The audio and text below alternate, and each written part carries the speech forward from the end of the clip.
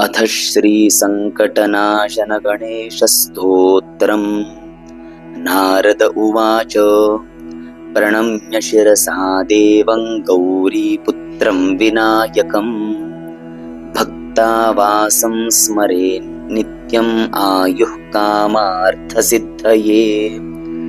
प्रथमं वक्रतुण्डं च एकदन्तं द्वितीयकम् तृतीयं कृष्णपिङ्गाक्षं गजवक्त्रं चतुर्थकम् लम्बोदरं पञ्चमं च षष्ठं विकटमेव च सप्तमं विघ्नराजेन्द्रं धूम्रवर्णं तथाष्टमं नवमं फालचन्द्रं च दशमं तु विनायकम् एकादशं गणपतिं द्वादशं तु गजाननम् द्वादशैतानि नामानि त्रिसन्ध्यं यः पठेन्नरः न च विघ्नभयं तस्य सर्वसिद्धिकरं परम्।